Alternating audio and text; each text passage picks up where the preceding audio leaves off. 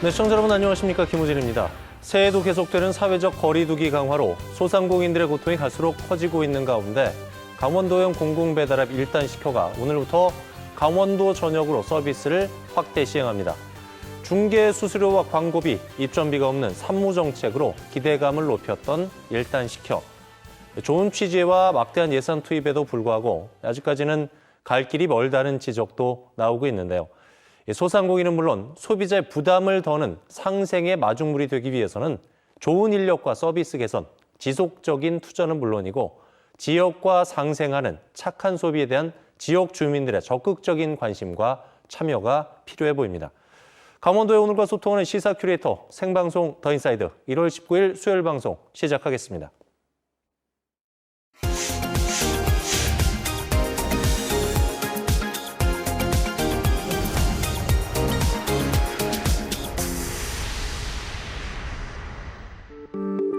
오늘 하루를 뜨겁게 달군 사건, 사고부터 놓치지 말아야 할 주요 뉴스까지 한눈에 정리해드리는 오늘의 뉴스캐스터 오서연입니다. 지난 17일 북한이 평양 순안공항 부근에서 또다시 미사일을 발사한 것으로 알려졌습니다. 올해 들어 네 번째로 발사된 단거리 탄도미사일은 공격 사거리 약 400km 이상, 최대 속도는 마하 5 내외인 것으로 알려졌는데요. 변칙적으로 움직이는 신속 미사일인 만큼 선제 타격에 대한 감시 추적의 한계가 드러나면서 기존 미사일 방어 체계의 개선 요구가 잇따른 것으로 전해졌습니다. 민주당 이재명 대선 후보와 국민의힘 윤석열 대선 후보가 첫 양자 TV 토론 날짜를 놓고 다시 협의에 나섭니다. 지난 13일 여야가 양자 TV 토론을 설 연휴 전 시행하기로 서면 합의한 가운데 국민의힘 실무협상단이 이의를 제기하면서 첫 TV 토론을 놓고 팽팽한 기싸움이 벌어졌는데요. 토론에서 배제된 정의당과 국민의당 역시 강하게 반발하며 논란이 거세진 것으로 알려졌습니다. 이에 양당은 오늘 양자 TV 토론 일정을 논의하기 위한 회동을 열고 협의를 통해 토론 날짜와 시간 등을 확정할 계획입니다. 어제부터 대형마트, 백화점 등에 대한 방역 패스가 해지됐습니다. 정부는 독서실과 스터디 카페 등 총 6곳의 방역 패스를 해지하겠다고 밝혔는데요. 하지만 식당, 카페 등의 방역 패스는 계속 유지되면서 일관성 없는 방역 정책에 시민들의 혼란이 가중되고 있습니다. 강릉 출신 쇼트트랙 국가대표 선수 심석희가 법원에 제출한 징계 효력정지 가처분 신청이 기각됐습니다. 앞서 심석희는 2018 평창 동계올림픽 당시 대표팀 동료였던 최민정을 고의로 넘어뜨린 혐의 등으로 지난해 2개월간의 국가대표 자격정지 처분을 받았는데요. 이에 심석희는 즉각 징계 무효와 관련된 가처분 신청을 진행했지만 법원이 받아들이지 않으면서 베이징 동계올림픽 출전은 사실상 무산된 것으로 알려졌습니다. 지금까지 오늘의 뉴스캐스터 오서연이었습니다.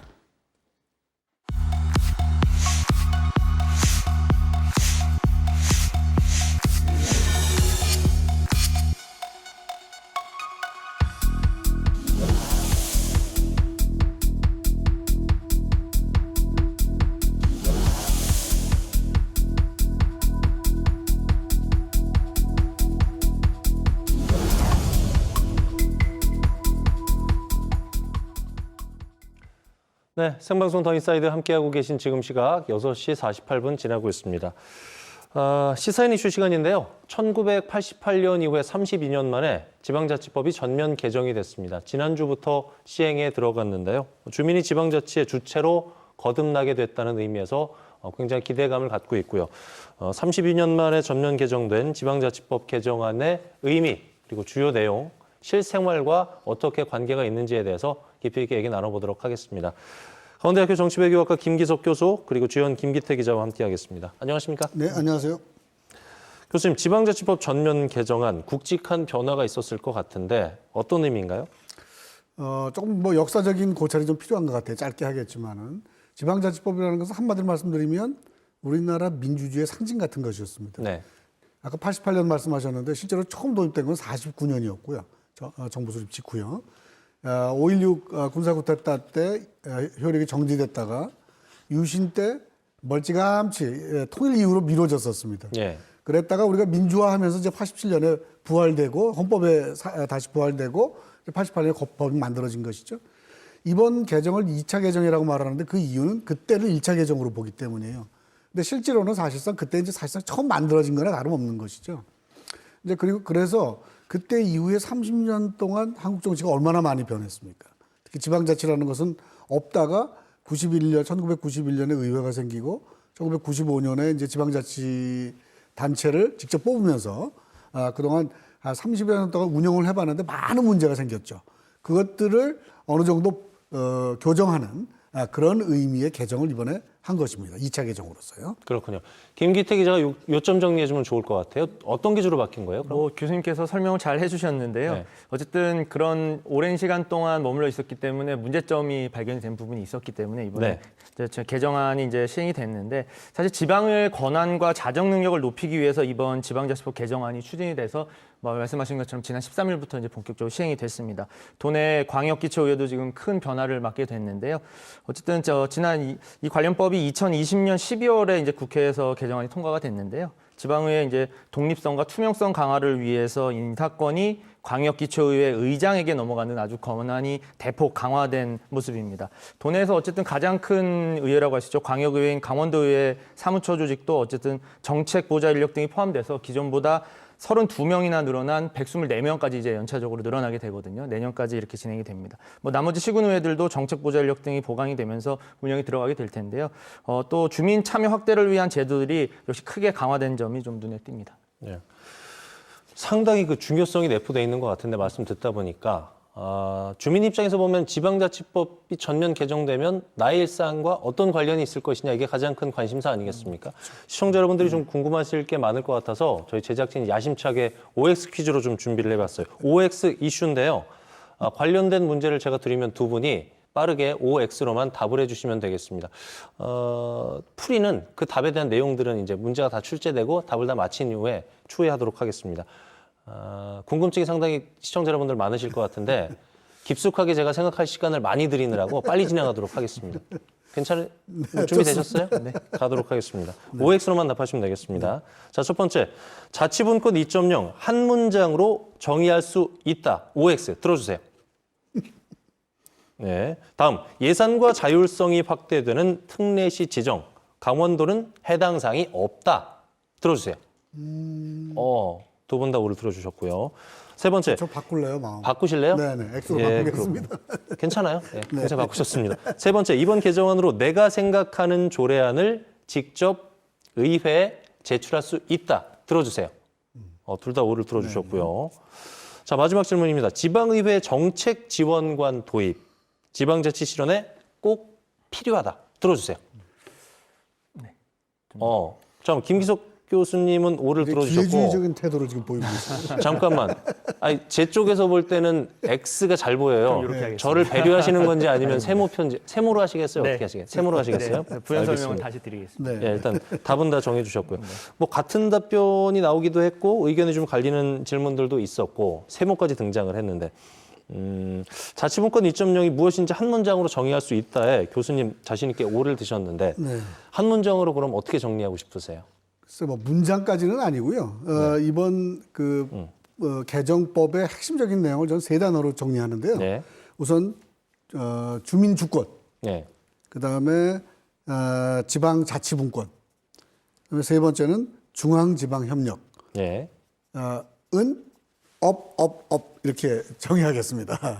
그 세 가지를 고양하는 그런 형태의 개정안이었다고 보면 될 것 같고요. 네. 결국은 이제 그 주민 주권의 원칙, 주권자로서의 주민 그런 위상을 높이는 작업을 했었고, 그다음에 두 번째는 그 지방자치 단체나 혹은 특히 지방의회의 권한을 강화하는 조치를 여러 가지 취했고요. 네. 그다음에 세 번째는 이것은 이제 사실 연초에 이미 개최가 됐습니다만은 우리나라에서 지방과 그러니까 지방과 중앙 사이에 협력하는 그런 어떤 그 공식화된 기관이 없었습니다. 예. 그런데 이번에 중앙지방협력회의라고 하는 것이 생겨나서 소위 제2국무회의라는 것이죠. 그것이 이제 이미 개최가 됐는데 그거 굉장히 중요한 의미를 갖는다고 저는 봅니다. 그래서 이 세 가지를 업으로 해서 정의하겠습니다. 그 두 번째 질문에서 특례시 지정 관련돼서 강원도가 해당 사항이 없다 해서 네. 처음에 오드셨다가 X로 바꾸셨거든요. 그게 좀 이제 조금 이제 오락가락합니다. 근데 왜냐하면 원칙적으로는 없어요. 왜냐하면 특례시라고 하는 것은 기본적으로 100만이 넘거나 아니면 일정한 조건을 갖추고 50만이 넘는 도시에 네. 적용이 되는 겁니다. 그러니까 강원도에 그런 도시가 없잖아요. 그렇죠. 그래서 없다고 하려고 하다가 생각을 해봤더니 특별한 조건을 갖추면 숫자가 적어도 인구수가 적어도 특례시로 지정받을 수 있는 그런 길을 열어놨습니다. 예. 이제 그건 뭐냐 하면 뭐 한 서너 가지 요건들이 있는데 특히 우리 같은 경우에는 지방 소멸, 지역 소멸의 위험에 처했을 때 그와 같은 것에 대한 정당한 논리를 개발해서 그 행안부 장관에게 지방 말하자면 특례시로 특례시나 군으로 지정해달라고 요청할 수가 있습니다. 받아들여지면 네. 특례시나 군으로 지정되거든요. 그래서 이제 바꿨습니다, 마음을. 그렇게 세 가지 길이 있는데 강원도는 맨 마지막 방법밖에 없다. 이렇게 보시면 되겠습니다. 김기태 기자는 강원도는 왜 해당 사항이 없는 걸까요? 뭐 교수님 설명해 주셨지만 어쨌든 그 기준 자체를 충족할 수가 없는 지금 여건이기 때문에 강원도 전체 인구 잘 아시겠지만 154만 명에 불과한데 예. 100만 명 이상의 이제 어쨌든 특례시 자체가 광역지자체와 기초지자체의 중간 형태 이렇게 좀 새로운 지자체 유형이라고 볼 수 있겠는데 인구 100만 명 이상의 대도시나 50만 명 이상의 일정 요건을 갖춘 도시들에 지금 한정이 된다고 교수님께서 설명해 주셨는데 이건 일단 조건에 부합하는 곳이 없고요. 없죠. 네, 나머지 부분에서 보면 행안부 장관이 지정하는 이런 여러 가지 규정에 따라서 한 4가지 정도가 있는데 교수님께서 설명해 주셨지만 어쨌든 강원도는 3개 시지역 정도 빼고는 거의 다가 지금 소멸 위기에 지금 놓여 있기 때문에 그런 부분을 좀 파고들어야 될 것 같거든요. 그래서 강원도가 지난 2019년부터 지금 춘천을 특례시로 하고 하천, 양양 같은 9개 군지역 같은 경우에는 이 특례군 지정을 지금 추진을 하고 있거든요. 이게 도내는 9개지만 전국적으로 한 23개 군소지자체가 지금 추진을 하고 있는데 모두가 다 조건이 인구 3만 명 미만이거나 제곱킬로미터당 이 인구 밀도가 40명 미만의 말 그대로 소멸 위기 지역들이 대부분입니다. 그렇다 보니까 우리 강원도 지역 여건에 맞는 어쨌든 간에 이런 특례 지정을 받을 수 있도록 좀 노력을 지금 사활을 걸고 있는 상황입니다. 그리고 제가 좀 부연 설명을 드리면요. 네. 특례라는 게 도대체 뭐냐, 어떤 혜택이 있느냐 하는 문제가 있잖아요. 그걸 그렇죠. 궁금해하시는데 대개 이제 특례 사무라 그래서 법에 좀 이런 거를 특례시로 시나 군으로 지정받으면 할 수 있다는 게 있습니다. 그러니까 자율적으로 조금 택지개발지구 지정한다든가 혹은 개발제한구역 지정하고 해제하고 한다든가 초고층 건물 허가한다든가 지방채를 발행한다든가 이런 것이 법에 돼 있거든요. 지금 들어보시면 아시겠지만 도시 발전을 위해서 필요한 것들 지역에서 어떤 뭐랄까 좀 자율적으로 뭔가 결정했을 때 자기들 나름의 자기들 도시에 맞는 그런 개발 정책을 할 수 있는 것들이 있잖아요. 그런 것들에 대한 권한이 좀 생기는 것이죠. 그렇군요. 자, 세 번째 질문 넘어갑니다. 개정안으로 내가 생각하는 조례안을 직접 의회에 제출할 수 있다. 두 분 다 오를 들어주셨는데 김기태 기자. 네. 어떻게 보고 계세요?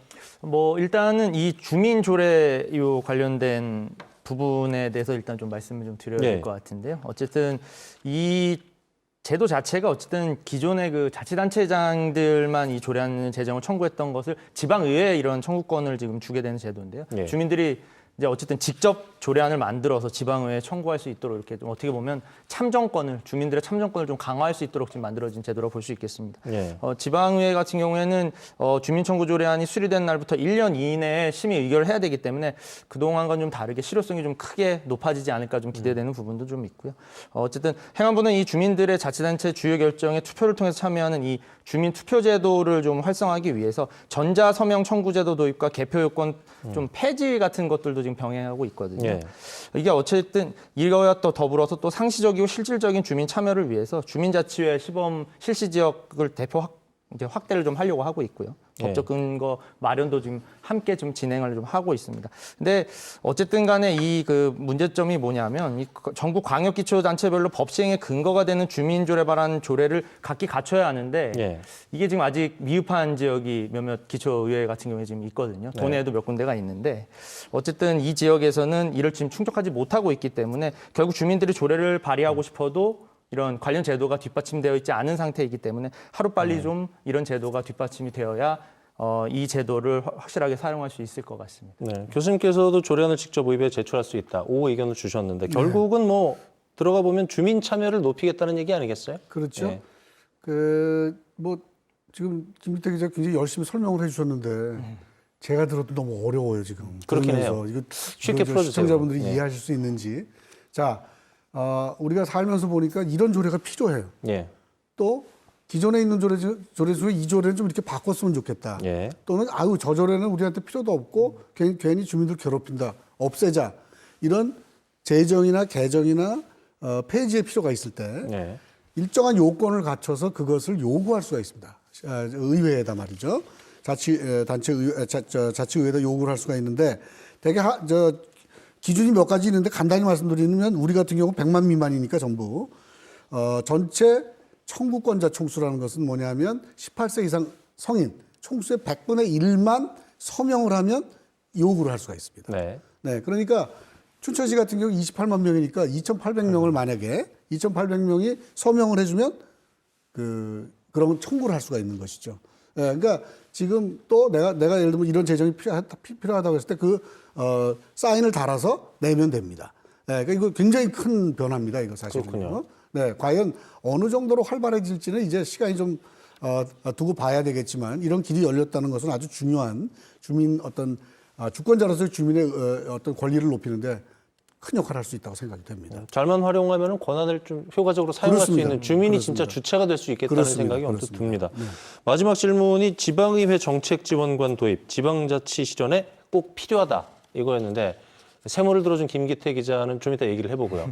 김기석 교수님은 오를 들어주셨는데 정책지원관 도입이 어쨌든 반드시 필요하다고 보시는 관점 맞죠? 네, 그 이제 사실은 조금 길게 얘기를 해야 되는데 시간이 별로 없을 것 같은데요. 네. 간단히 말씀드리면 그 의원 보좌관, 의원의 정책 보좌관들의 역할을 하는 겁니다. 예. 그런데 원래 이제 지방의회의 의원이라고 하는 것은 명예직이었거든요. 처음 시작할 때. 처음에는 보수도 없었어요. 그랬다 보수가 생겨났고, 최근에 와서는 전문위원 같은 것도 생겨났고요. 왜냐하면 이분들이 하시는 일이 결코 지방의원이라 그래서 가벼운 일을 하시는 게 아니란 말이죠. 그렇죠. 그다음에 우리나라 지금 예산이 커지면서 지방의회도 엄청난 액수의 예산을 다뤄요. 그런 것들을 좀 더 진지하고 전문성 있게 다루기 위해서는 이런 어떤 이분들의 입법 활동, 조례 활동을 도와줄 수 있는 전문 인력들이 필요하게 된 것이죠. 이제 그래서 물론 이분들을 이제 모시게 되면 뭐 예산도 들어가고 또 뭐 일할 장소도 드려야 되고 그런 코스트가 있긴 하지만은 그러나 제가 보기에는 이분들이 말하자면 지방의원들의 활동의 질을 높여줄 수 있는 예. 그런 역할이 가능하다고 생각합니다. 그래서 좀 필요하다고 답을 했습니다. 그렇군요. 김기태 기자는 세무를 선택해 주셨어요. 전 처음에 들 때 제 네. 쪽에서 보면 X거든요. 그래서 나 선배를 역시 배려하는구나 이런 줄 알았는데 시청자 여러분들이 보시기에는 날이 서 있는 요 네. 가운데였거든요. 왜 세무를 선택하셨습니까? 교수님께서 지금 설명해 주신 부분, 긍정적인 부분에 대해서 말씀해 주셨는데 절반이 저는 있고요. 약간 부정적인 부분, 긍정적인 부분, 설명해 주신 부분도 저도 동감을 해서 잠시 고민했었었는데 네. 어쨌든 굉장히 필요한 제도이긴 하는데 우려되는 부분도 좀 상당히 있기 때문에 제가 세모를 들었습니다. 어쨌든 이 조례 제정이나 관련 정책 개발 등의 이 정책 지원관들이 배정이 되게 되면 조금 더 세밀하게 지역 주민과 소통을 하게 되고 또 의정 활동을 펼쳐나가는데 굉장히 큰 도움이 될 수 있을 거라는 건 공감을 하는데 일단 이 정책 지원관에 대한 업무적 범위가 좀 애매한 상황입니다. 현재까지는. 그래서 지방의원의 의정자료 수집 조사와 연구와 또 의정활동 지원으로 명시가 되어 있는데 이 부분이 긍정적인 측면만 보겠다고 하면 굉장히 도움이 많이 될 텐데 약간 부정적으로 본다고 하면 의원 개인의 보좌 역할까지 맡게 되는 기존 국회의원 보좌관이나 비서진의 이런 부분 또 그러다 보면은 결국 개인의 업무까지도 맡게 될 수도 있다는 우려의 시각이 있는 것도 사실이거든요. 뭐 강원도의회 같은 경우는 지금 의원 2명당 이제 정책부장 1명을 이렇게 예. 하겠다고 지금 하고 있는데 이런 과정에서 또 입법 과정에서 또 사적 사무 지시 금지 규정이 법제처 심의 과정에서 지금 삭제가 된 걸로 지금 확인이 되고 있는데요. 어쨌든 이렇게 되다 보면 이게 인사권도 같이 걸려 있기 때문에 어쨌든 정책보좌관들이 의원들한테 잘 소통이 잘 되고 잘 보여야 하는 그런 부분도 생길 수가 있고요. 순기능보다는 또 역기능이 만만치 않게 생길 것이라는 우려가 있는 것도 사실입니다. 또 일부 지역의회에서는 이 정책지원관을 새로 뽑는 대신에 기존 공무원으로 뭐 충원을 하거나 기초의회 같은 경우는 이런 부분도 좀 있기 때문에 전문성이나 독립성이 상당히 좀 저하될 수도 있다. 당초 취지와는 다르게 이런 우려가 있는 것도 사실입니다. 어쨌든 뭐 윤리특위 설치까지도 의무화가 되긴 했지만 어쨌든 외부 인사 없이 의원들로만 구성이 돼 있는 상태이기 때문에 그거조차도 좀 형식적으로 그치지 않을까 하는 이런 우려가 나오는 게 사실입니다. 32년 만에 전면 개정이 됐으니까 긍정적인 방향으로 구조나 인원들을 잘 맞춰가야 되겠죠. 지방의회 인사권 독립에 대해서도 찬반이 좀 나뉘는 것 같아요. 교수님 어떻게 보고 계세요? 이제 그동안의 인사권을 궁극적으로는 자치단체 장이 가지고 있었죠. 예. 그래서 이제 의회하고 말하자면 지방의 집행부하고 인사교류 같은 걸 하면서 이렇게 해왔거든요. 그런데 의회 입장에서는 이 직원들이 의회 눈치를 봐야 되는데 자치단체 장의 눈치를 보게 된단 말이죠. 예. 이제 그래서 이거를 독립시켜서 의회 내로 이렇게 인사를 한정하도록 그렇게 이제 규정을 했는데 이것도 지금 말씀하셨던 그런 부작용들이 적지 않이 있을 거라고 다들 지금 많이 비판을 하고 있습니다. 그러나 아무튼 방향성은 저는 맞다고 생각하기 때문에 네. 그런 부작용을 없앨 수 있는 방안을 강구하면서 네. 제도를 개선시켜 나가야 되겠죠. 주민 입장을 한 번 더 대변해 볼까요? 알겠는데 어려운 걸 되게 쉽게 설명해 주셨잖아요. 이 시간 동안에. 네네. 그래도 아직 좀 되게 어려운데? 네. 이렇게 생각하시는 분들이 있을 것 같은데 실제로 주민 생활에 교수님 뭐가 달라지는 거예요? 안 해본 제도니까 저도 잘 모르겠어요. 네. 모르겠는데 예를 하나 들어보죠. 민원이 발생을 했습니다. 예. 내가 이제 민원이 어쨌든 의원들은 민원 사실을 해결하는 역할을 하긴 해야 그렇죠. 되니까요. 네. 민원을 했는데 그 민원을 처리하려면 우선 예를 들면 그 민원과 관련된 현황 파악을 하고 그다음에 관련된 데이터도 수집하고 분석하고 대안도 찾아내고 이런 걸 해야 되거든요. 그렇죠. 그런데 인력이 없으면 그거 시간도 질질 늘어질 뿐만 아니라 과연 의미 있는 해결책을 찾을 수 있는지 잘 몰라요. 그런데 이렇게 전문 인력들의 도움을 받을 수 있게 되면 예를 들면 훨씬 더 효과적인 일 처리가 가능할 수도 있겠죠. 열심히 예. 한다 그러면 이제 이런 형태로 조금 구체적인 측면에서 이익도 있을 것이고 무엇보다 중요한 것은 의원들이 의정 활동을 제대로 한다는 것. 예. 그것은 결국은 예산과 관련된 여러 가지 그 문제점들을 좀 개선하는 효과가 있잖아요. 이제 그것이 당장 눈에 보이진 않지만 주민들의 삶에 큰 영향을 미치겠죠. 네. 잘만 운영된다면. 김기태 기자 짧게 의견을 같이 하시나요? 아니면? 네, 의견 거의 지금 대동소이한데요. 제가 우려되는 부분을 말씀드렸던 부분도 그런 네. 과정 속에서 어떻게 보면 시행착오를 계속 겪어야지만 이 제도가 정확히 정착이 될 수 있을 거기 때문에 어쨌든 주민들이 스스로의 의견이나 이런 부분을 의회에 직접 전달을 하게 되고 그런 과정이나 의견 수렴 과정과 이런 모든 결정 과정들이 많이 단축이 되면서 실제적으로 주민들의 삶을 바꾸고 개선하는데 또 적절한 곳에 예산이 쓰일 수 있도록 하는데 네. 굉장히 큰 도움이 되지 않을까라는 생각이 듭니다. 네. 자, 32년 만에 전면 개정된 지방자치법에 대해서 오늘 얘기 나눠봤고요. 마무리를 이슈워드로 해볼까 합니다. 역시 김기석 교수님 오늘의 이슈워드 어떻게 꼽으시겠어요? 네, 요새 한 개가 아니라 두 개가 자꾸 하게 되는데 저는 만시지탄, 네. 그다음에 격화소양 이렇게 네. 두 가지를 얘기를 하고 싶습니다. 만시지탄은 아시다시피 벌써 늦은 감이 상당히 있고. 손을 네. 봤어야 되는 것이고요. 격화소양은 뭐냐면 가려운 데를 긁는데 신발 신고 긁는다는 거거든요. 예. 아직 멀었습니다. 이제 해결해야 될 문제, 아직도 고쳐야 될 부분이 많기 때문에 아직 멀었다. 그런 말씀을 드리고 싶습니다. 네. 김기태 기자 굳이 사자성어로 안 해도 돼요. 네, 사자성어 이슈워드. 어려우니까 저는 단어로 하겠습니다. 그러실래요? 네, 네. 저는 권한과 의무라고 정해봤는데. 권한과 의무. 예.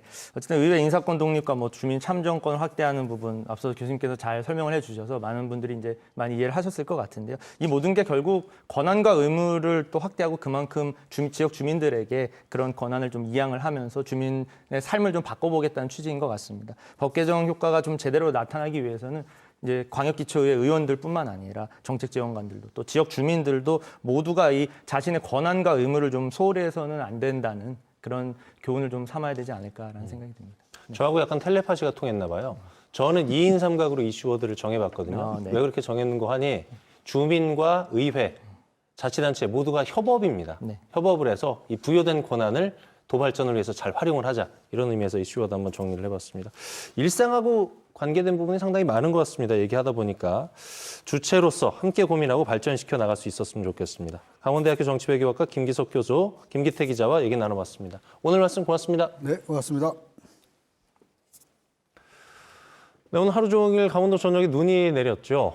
연일 한파가 기승을 부리는 가운데 영동 지역은 지난달에 이어서 또다시 폭설이 예상이 됩니다.